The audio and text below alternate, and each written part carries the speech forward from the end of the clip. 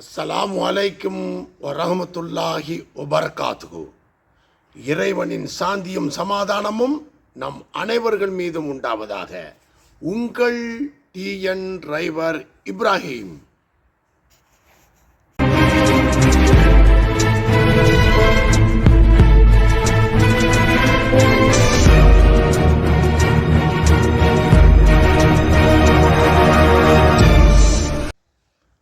அன்புள்ள தமிழ் சொந்தங்களே,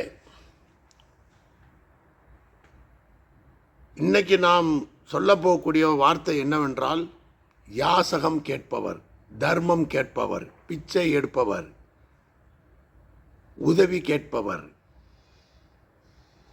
நிறைய வார்த்தைகள் இருக்கு. அதில் ஒரு நல்ல ஒரு வார்த்தை என்னன்னா, யாசகம் கேட்பவர் தான். அதாவது இது ஒரு நோம் நேரமாக இருக்குது. அதிகமான மக்களை நீங்கள் சந்திக்கலாம். ஏழைப்பட்டவங்க தர்மம் கேட்பாங்க. இது நோம்புக்கு மட்டும்தான் சொந்தமா, இல்லை மற்ற நாட்கள்லேயும் இந்த மாதிரி இருக்குதா, இல்லை வாழ்நாள் முழுவதுமே இந்த மாதிரி இருக்குதா, அதுதான் இந்த வீடியோ. இது யாருக்கு? நோம்பிடிக்கிற, நோம்பிடிக்காத, பிடித்து தமிழ் சொந்தங்களும் பிடிக்கிறாங்க, அவங்களுடைய ஹெல்த்திக்காக பிடிக்கிறாங்க. ஆனால் எல்லா மக்களுக்கும் பொருந்தக்கூடிய இந்த ஒரு தலைப்பு, யாசகம் கேட்பவர், தர்மம் கேட்பவர். இதை எப்படி நம்ம அணுகணும்? இப்போ உதாரணத்துக்கு, இப்போ இவங்க ஒரு பள்ளிவாசல் போவாங்க, இல்லைன்னா தர்காவுக்கு போவாங்க. தர்கா போகிறது அவங்க இஷ்டம், ஓகே. இவங்க கோயில் திருவிழாவுக்கு போவாங்க, அவங்க சர்ச்சு ஏதாவது விசேஷம் நடக்கும். ஆனால் நீங்கள் எங்கே பார்த்தாலும் பசியும் பட்டினியுமாக மக்கள் ஒரு வேளை சோத்துக்காக நம்மளிடம் யாசகம் கேட்குறாங்க. அம்மா, தாயே, ஐயா, அண்ணே கேட்குறாங்கல்ல. எத்தனையோ பேர் நம்ம பார்க்குறோம் இல்லையா? சரி, இதில் என்ன பெரிய விஷயம் இருக்கு? இதில் என்ன விஷயம் பெருசாக இருக்கு? நீங்கள் நினைக்கலாம், அவர் காசு இல்லாதவர், கஷ்டப்பட்டவர், ரோட்டில் யாரை கொண்டு விட்டு போயிட்டான், தாய் தந்தையரை அப்படியே அம்மா அப்பா பேரை கல்யாணம் முடிச்சான், விட்டு போட்டு அவன் பாட்டுக்கு போயிட்டான், பஸ்ஸில் இறக்கி விட்டுட்டு அவன் பாட்டு போயிட்டான், அவன் பிச்சை எடுத்துட்டு அம்மா அப்பா போய்கிட்டு இருக்கிறாங்க, அவங்க வழியை பார்க்குறாங்க தான் நம்ம நினைப்போம். அவர்களை படைக்கவில்லை என்றால், இறைவன் இந்த கதியில் ஆக்கவில்லை என்றால் ஆகக்கூடாது யாருக்கும். அப்படி ஒரு யாசகம் கேட்பவர் உலகத்தில் ஒரு ஆள் இல்லை என்றாலும் நீங்கள் சொர்க்கம் செல்ல முடியாது. சொர்க்கத்துக்கு இது ஒரு காரணம் இருக்கு. எப்படி? உங்க கையில் ஒரு சாதாரணமாக ஒரு 100 ரூபாய் இருக்கு. இந்த 100 ரூபாயை இப்போ நீங்கள் ஒரு திருவிழாக்கு போறீங்க, இவங்க ஒரு பள்ளி விசேஷம்னு போகிறாங்க, இல்லை தர்கான்னு போகிறாங்க, இல்லை அவங்க கோயிலுக்கு போகிறாங்க, சர்ச்சுக்கு போகிறாங்க. இப்போ யாரெல்லாம் போவீங்க? தனியாகவும் போவீங்க. தாய், தகப்பன், மனைவி, பிள்ளைங்கள், அண்ணன், தம்பி, தங்கச்சி, அக்கா எல்லோரும் சேர்ந்து தான் போவாங்க. அப்படி போகலைன்னா தாய் தகப்பன்னு போவாங்க. அப்படி போகலைன்னா அம்மாவும் அப்பாவும் போவாங்க. அப்படி போகலைன்னா அக்கா தங்கச்சி போவாங்க. இல்லைன்னா தங்கச்சியுடைய ஃப்ரெண்டு யாராவது போவாங்க. அப்படி தானே? நல்ல பாயிண்ட்டை கரெக்டாக புரிஞ்சுட்டே வாங்க. கவனமாக இங்கே கேளுங்க. இதெல்லாம் உங்கள் வாழ்க்கையில் நிற்கும். புரியுதா? அதுக்காக தான் பேசிகிட்டு இருக்கேன். ஆனால் ஒரு யாசகன் கேட்பவர் உங்களிடம் வருகிறார். அந்த சப்ஜெக்ட் 2வது சொல்கிறேன். அவரை படைக்கவில்லை என்றால், இந்த கதிக்கு அவர் ஆளாகவில்லை என்றால் நாம் சொர்க்கம் போக முடியாதுன்னு சொல்லியிருக்கேன்ல, அதை கடைசியாக சொல்கிறேன். இப்போ அவர் வருகிறார், அம்மான்னு கேட்பார். அப்படி தானே? நீங்கள் என்ன பண்ணுவீங்க? ஏதோ ஒரு 5 10 எடுத்து போட்டுருவீங்க. திருப்பி அவருடைய திசை எந்த பக்கம் போகும்? உங்கள் பக்கத்தில் நிற்கிறாங்கல்ல, அம்மா கிட்ட போகும். அப்படி தானே? அம்மா அப்படின்னு பாரு. உடனே நீங்கள் 10 ரூபா போட்டவங்க என்ன சொல்லுவீங்க? ஐயா, எல்லாம் ஒன்று தான். சரி, அடுத்து மக நிற்கும். மகக்கிட்ட, அம்மா பிள்ளை ஏதாவது கொடுமான்னு. இல்லை அதையும் என் பிள்ளை தான், நீங்கள் எல்லாம் ஒன்று தான், நீங்கள் போங்க. நிறைய இடத்துல இதை சந்திச்சிருக்கிறோமா இல்லையா? நானே பார்த்துருக்கேன். புரியுதா? சரி, ஓகே. இதெல்லாம் சொல்லிட்டீங்கல்ல. இப்போ நான் என்ன கேட்கேன், ஒரு யதார்த்தமாக தான் சொல்கிறீங்க. அதே வீட்டுக்காரதாங்க, அதே மக தாங்க, எங்கள் அண்ணன் தாங்க, எல்லோரும் ஒன்று தாங்கன்னு. அவருக்கு நீங்கள் தகப்பன் என்றோ, நீங்கள் மனைவி என்றோ, நீங்கள் மகள் என்றோ, அண்ணன் என்றோ தெரியாது. அவருடைய டியூட்டி என்ன? அம்மா, தாயே அவ்வளோதான். ஆனால் இதில் நீங்கள் உங்கள் மனைவிக்கு கிடைக்கக்கூடிய ஒரு நன்மையையும், உங்கள் மகளுக்கு கிடைக்கக்கூடிய நன்மையையும், உங்கள் அண்ணன் தம்பிக்கு கிடைக்கக்கூடிய நன்மையையும் இவரை முதல்ல 10 ரூபா போட்டார் தெரியுமா, இவர் கெடுத்து விட்டார். நீங்கள் போட்ட அந்த 10 ரூபாய் உங்களுக்கு மட்டும்தான் அது கணக்கு எழுதப்படும், உங்கள் குடும்பத்திற்கு எழுதப்படாது. தயவு செய்து புரிஞ்சு கொள்ளுங்கள். இனி அந்த மாதிரி வந்தால் உங்கள் மனைவியிடம் கேட்கும்போது உங்கள் மனைவி பதில் சொல்லட்டும். மகளிடம் அவர்கள் கேட்கும்போது, யாசகர் கேட்கும்போது அந்த மனைவியோ மகள் வந்து பதில் சொல்லட்டும். அண்ணன் தம்பிக்கிட்ட தனித்தனியாக போய் நிற்கும் போது 5 பேரும் தனித்தனியாகவே சொல்லுங்கள். ஏன்னா அவங்களுக்கு கிடைக்கிற நன்மையை நீங்கள் தான் இப்போ கெடுத்துட்டீங்க. சரி, இது எப்படின்னா கேட்குறீங்க, ஒவ்வொரு ஆட்களுக்கும் ஒவ்வொரு இறைவன் மனிதனை படைத்து ஒவ்வொரு ஆட்களுக்கும் ஒரு புக்கு வச்சுருக்கான், நல்லது கெட்டது எழுதுறதுக்குன்னு. இந்த 2 புக்கும் தான் நாளைக்கு உங்களுக்கு மேலே வந்து நிற்க போகுது, வேறு ஒன்றும் வராது. நான் ஏற்கனவே வீடியோ பேசியிருக்கேன். இந்த 2 தான் நிற்கும், எது நன்மை எது தீமை. இந்த 2 புக்கில் எது கணத்து இருக்கு பாரு, இதுதான் வரும். ஆனால் நீங்கள் இந்த 10 ரூபா கொடுத்தீங்க தெரியுமா, இந்த 10 ரூபாவில் 100 நன்மையோ 10 நன்மையோ 20 நன்மையோ இருக்கும், வலது கையில் எழுதப்பட்டாச்சு. அதாவது நீங்கள் நம்புறீங்க நம்பலன்னு இல்லை, எல்லாரையும் படைத்த இறைவனுடைய கணக்கு இப்படி தான், இதுதான் கணக்கு. நீங்கள் கடவுள்னு பேர் வச்சுருப்பிய, இஸ்லாமியர்கள் அல்லான்னு வச்சுருக்கிறாங்க, அவங்க வந்து இறைவன் சொல்லலாம், தப்பு இல்லை. எல்லாருக்கும் ஒரே அர்த்தம், இறைவன் படைத்தவன், அப்படி தானே. ஆனால் உங்களுக்கு ஒரு கடமை என்னன்னா, உங்கள் மனைவிக்கு கொடுக்கணும், உங்கள் பிள்ளைக்கு கொடுக்கணும், சரியா, எல்லாமே இருக்குது. இது வந்து கடமை, கண்டிப்பாக செய்யணுங்கிற கடமை. குடும்பத்துக்குள்ளே செய்கிற நம்ம பைசா செலவு பண்ணுறோம்ல, இதெல்லாம் கடமை. ஆனால் நீங்கள் செய்த நன்மை என்ன? எப்போ நான் ஒய்ஃபுக்கு கொடுத்தேனே, என் மனைவிக்கு கொடுத்தேன், கடமை, அது கடமை. என் மகளுக்கு கொடுத்தேனே கடமை, அண்ணன் தம்பி கொடுத்தன கடமை. நீங்கள் உங்களுக்கு சொந்தமாக சம்பாதித்த நன்மை என்ன? இப்படி தான் வந்து நிற்கும். யாருக்காவது நோயில் கிடந்தா உதவி பண்ணுறது, யாராவது கஷ்டப்பட்டுட்டு கிடந்தா அவங்களுக்கு போய் ஹாஸ்பிட்டலில் பணத்தை கொடுக்கறது, யாராவது சாப்பாடுக்கு வழி இல்லையா ஒரு 10 பேருக்கு சோத்தை வாங்கி கொடுத்தோம், இல்லை பக்கத்து வீடா அதில் இந்துன்னு பார்க்காத கிறிஸ்டின்னு பார்க்காதன்னு இஸ்லாம் சொல்லுது, அங்கே போய் அவங்க சாப்பிட்டியான்னு கேளு, அவங்க சாப்பிடலையா கால் குழம்பாகுனாலும் அதில் தண்ணியை ஊற்றியாவது 2 பேரும் பாதி சாப்பிடுங்கன்னு. இதுதான் நன்மை. இப்போது உங்கள் மனைவி கிட்ட அந்த ஏசகரை கேட்டவுடனே நீங்கள் சொல்லிட்டீங்க, திருப்பி மகள்கிட்ட போவார், அண்ணன் தம்பிக்கிட்ட லைனாக போவார். 5 பேருக்கு கிடைக்கக்கூடிய நன்மையை நீங்கள் கெடுத்து விட்டீர்கள். உங்களுக்கு தெரியாமல் நடப்பது. இனி அப்படி செய்யாதீர்கள். அவர் வந்து கேட்டால் அவர்கள் பதில் சொல்லட்டும், தப்பே இல்லையே. தனித்தனியாக தானே கேட்குறாரு. அவருக்கு அண்ணனா தம்பியா பொண்டாட்டியா மாமா மச்சானா அவருக்கு தெரியாது கேட்பவர். ஏன்னார் அவருடைய நிலைமையில் நாம் இருந்தால் நமக்கு அந்த கவலை தெரியும். கடவுள் நம்மளை நல்ல நிலைமையில் வைத்திருக்கிறான். எத்தனை கோடி நீங்கள் இறைவனுக்கு நன்றி சொன்னாலும் காணாது. இந்த நோன்பு நேரத்தில் இஸ்லாமியர்கள் வீடுகளில் பாருங்கள், வெளியூரில் இருந்தால் மக்கள் நிறைய வருவாங்க. நிறைய நான் வந்து பார்க்குறேன், இப்போ தான் எல்லாருக்கும் போட்டாச்சுமா நீங்கள் போயிட்டு வாங்க, இருந்தால் கொடுக்க போகிறாங்க, இல்லைன்னா இல்லை. அதாவது கடும் சொற்கள் வேண்டாம். இல்லைம்மா போயிட்டு வாங்கம்மா, நாங்கள் அடுத்த தடவை பார்க்கலாம். ஓகே, இது நல்ல வார்த்தை, அருமையான வார்த்தை.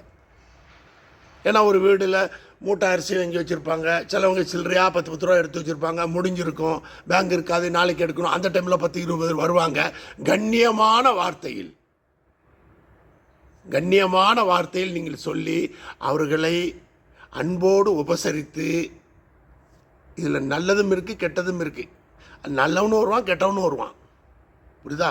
அதெல்லாம் நமக்கு பார்க்க வேண்டிய அவசியம் கிடையாது. வந்துட்டாங்க கேட்குறாங்க, முடிஞ்சால் தனித்தனியாக போடணும்.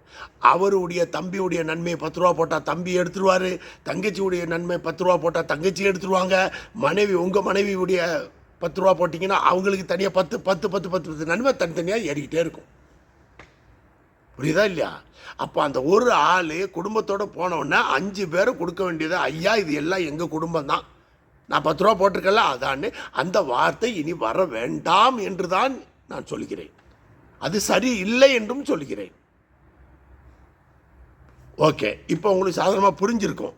ரெண்டாவது, இவர் இல்லை என்றால் நான் சொர்க்கத்துக்கு போக முடியாது எப்படி சொன்னேன் தெரியுமா? என்கிட்ட 1 கோடி இருக்கு, என் அண்ணன்ட்ட 1 கோடி, உண்மையில் ஒன்றுமே கிடையாது சொல்கிறேன், இருக்கு. என் ஒய்ஃப்கிட்ட 1 கோடி, எல்லாத்துக்கிட்டே 5 பேர் என் குடும்பத்தில் நான் 1 கோடி வச்சுருக்கேன். இந்த 1 கோடியை வச்சுட்டு இறந்துட்டேன். புரியுதா? நானே செலவு பண்ணி நானே பண்ணி எல்லாத்தையும் செஞ்சு இறந்து போனேன். இறந்த உடனே மேலே தீர்ப்பு நாள்னு ஒன்று இருக்குது, மறுமை நாள்னு ஒன்று இருக்குது. அது இல்லைன்னா உலகமே கிடையாது. புரியுதா? இங்கே நடக்கிற அநியாயம், அக்கிரமா, அடிதடி, வெட்டு, குத்துக்கு, இதுக்கெல்லாம் பதில் எங்கே இருக்குது? எல்லாம் இங்கே தப்பிச்சு போயிடுறாங்கல்ல. இதுக்கு இந்த தீர்ப்பு எங்கே இருக்குது? இதுதான் மறுமை நாள், மேலே இருக்குது. புரியுதா? உங்ககிட்ட 10 ரூபாய் அநியாயமாக பிடிங்கிருப்பாரு, நீங்கள் பாவம் சொல்லி விட்டுட்டு போயிருப்பிய, ரொம்ப கஷ்டத்தில் போயிருப்பிய. அவன் ஜாலியாக அதை 10 ரூபாய் கொண்டு போய் எதாவது பண்ணிட்டு போயிருப்பான். அதுக்கு தீர்ப்பு நாளைக்கு இருக்குது, மேலே இருக்குது. அந்த நாள் கூட்டப்படும் போது ஆளுக்கு 1 கோடி ரூபா வச்சுருந்தோம்ல, நீ என்னப்பா நன்மை செஞ்ச கேட்பான். நீ சம்பாதிச்சா 1 கோடி வச்சுருந்த, நீ என்ன நன்மை செஞ்சேன்னு கேட்பான். நீங்கள் என்ன பதில் சொல்லுவிய? அதான் நான் சொல்கிறேன், நீங்கள் நன்மையை அதிகமாக சம்பாதிங்கள். பணத்தை விட அதிகமான முறையில் கோடி நன்மைகளை சம்பாதியுங்கள். உங்களுக்கு அந்த நன்மை தான் வந்து மேலே நிற்கும். உங்களை சுடுகாடுன்னு சொல்லுவாங்க, எங்கள் இதில் மையத்து காடுன்னு சொல்லுவாங்க, அடக்கம் பண்ணுற ஸ்தலம்னு சொல்லுவாங்க, இடுகாடுன்னு சொல்லுவாங்க. உங்களை தூக்கிட்டு போகும்போது இந்த 2 புக்கையும் பாடையில் போட்டு அப்படியே வரும். இதுதான் நீங்கள் பிறந்ததுலேருந்து கடைசிக்கு வரைக்கும் உள்ள நீங்கள் செஞ்ச கணக்கு. இந்த 2 கணக்கு தான் பார்க்கப்படும். நீ என்ன சம்பாதிச்ச, நீ என்ன பண்ண, ஏதெல்லாம் வந்து எல்லா ரிப்போர்ட்டும் அதில் இருக்கும். எல்லா ரிப்போர்ட்டும் அதில் இருக்கும்.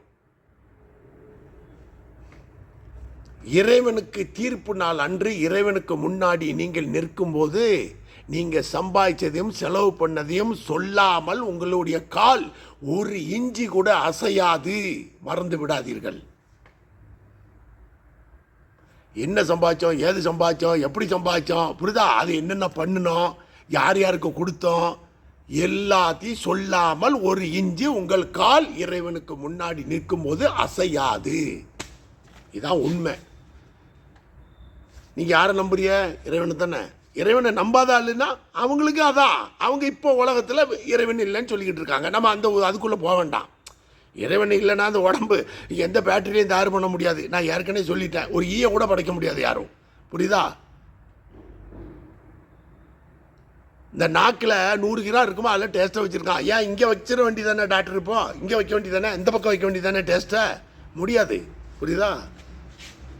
சரி, அந்த சப்ஜெக்டுக்குள்ளே நம்ம இப்போ போக வேண்டாம். தனியாக ஒரு சப்ஜெக்ட் போட்டால் அது ஓடிக்கிட்டே இருக்கும்.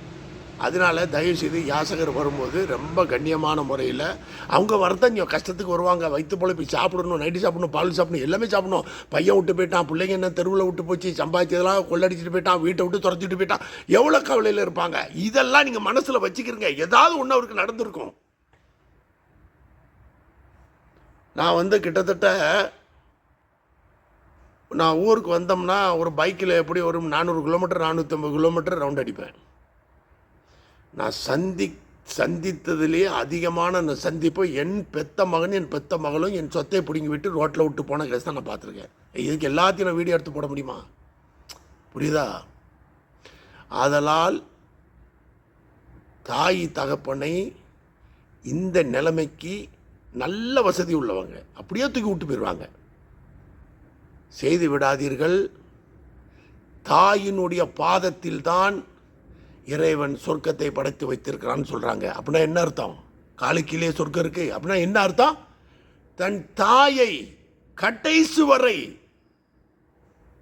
இது உன்னது கடமை, கடைசி வரை இறக்கும் வரை என்ன கஷ்டம் வந்தாலும் பிச்சை எடுத்தாவது போடு. இந்த வார்த்தை வந்துருச்சா? பிச்சை வந்துருன்னா அப்போ என்ன கஷ்டம் வந்தாலும் 4 பேர்கிட்ட கேட்டாது உன் தாயை காப்பாத்து. அப்போ பணம் சம்பாதிக்கிற ஒரு சம்பளம் நான் எடுக்கிறேன்னா இந்த சம்பளம் எனக்கு சொந்தம் இல்லை. எப்படி? இந்த பணம் எனக்கு சொந்தம் கிடையாது. ஏன்? இந்த பணத்தில் 100க்கு 2,000 ரூபா தர்மம் கொடுக்க சொல்லுது, என் செலவு போக. இப்போ நான் ஒரு 50,000 ரூபா வாங்குறேன், என் வீட்டில் 40,000 ரூபா செலவு எனக்கு இருக்குது. மீதி 10,000 ரூபாயில் 100க்கு 2,000 ரூபா கணக்கு பண்ணிக்கா. கொடுத்துரு தர்மத்தை. நீங்களே கொண்டு கொடுத்துருங்க. பக்கத்து வீடோ தெரிஞ்ச வீடோ, ரோட்டில் பஸ் ஸ்டாண்டில் கிடக்கானா, கோயிலில் கிடக்கானா, தர்காவில் கிட்ட கொண்டு கொடுத்துருங்க. தம்பி என்னுடைய பங்கு இந்தாம்மா வச்சுக்க அப்படியே தம்பினே சொல்லுங்க. இல்லை என்ன தப்பு இருக்குது? அவரும் நம்மளை போல மனுஷன் தானே. இன்னொன்று, நீங்கள் இப்படி தானே கொடுக்குறீங்க. இந்த கை இப்படி ஆயிடக்கூடாது. நமக்கு கடவுள்கிட்ட வேண்டிக்கிறீங்க. இப்படி கொடுக்குறோம், அவர் வாங்குறாரு. இந்த பாருங்க, இந்த வாங்குறாரு, புரியுதா? இந்த வாங்குற கை இப்படி போய் கொடுக்குற கை இப்படி ஆயிரும். ஆக்கி விட்டுருவான் மேலே உள்ளவன். ரொம்ப கவனமாக இருக்க.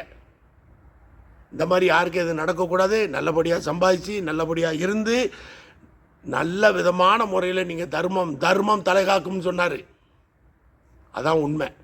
பஸ்ஸில் அடிபட்டு கீழோடி அந்த பக்கம் வந்துடுறான், ஒரு காயம் இல்லை. எப்படி தர்மம்? எதா தர்மம்?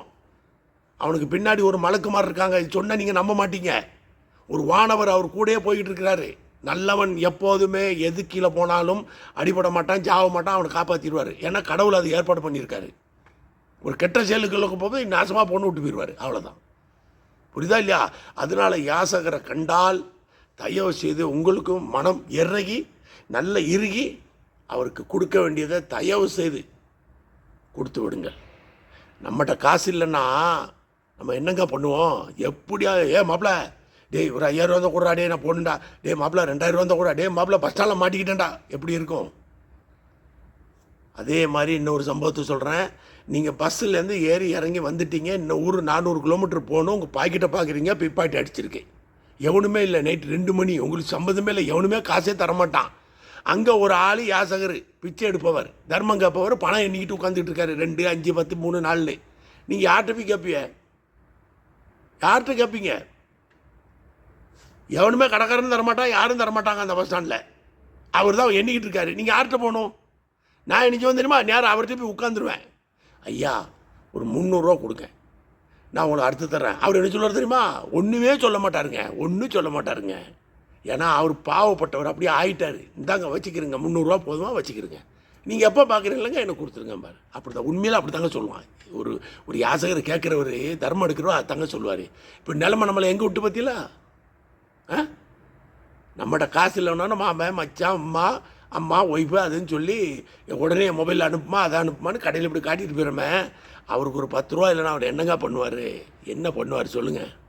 இந்த நிலைமைக்கெல்லாம் ஆளாகாமல் தர்மம் கொடுக்கும்போது தயவு செய்து நல்ல சிந்தனை பண்ணி நீங்கள் அழகான முறையில் நீங்கள் கொடுங்க. அதான் நல்லது. புரியுதா? அந்த நோம்பு நேரத்தில் எல்லா மக்களும் டயபெட்டிக்னு சொல்கிறாங்களே, கண்ட்ரோல் பண்ணலாம். இதை முஸ்லீம் மட்டும் தான் நோம்பு பிடிக்கணும்னு சட்டம் இல்லை. யாரும் பிடிக்கலாம், யாருமே பிடிக்கலாம். 15 ஹவர் 16 ஹவர் நீங்கள் கிடக்கும்போது உங்கள் உடம்பு நல்லா ஆயிடுது. புரியுதா? சர்க்கரை கண்ட்ரோலுக்கு வருது. எல்லா டாக்டரும் சொல்கிறாங்க. எல்லோருக்கும் இறைவனுடைய அருள் கிடைக்க இந்த நோம்பு நேரத்தில் வேண்டி மீண்டும் அடுத்த வீடியோவில் சந்திப்போம்.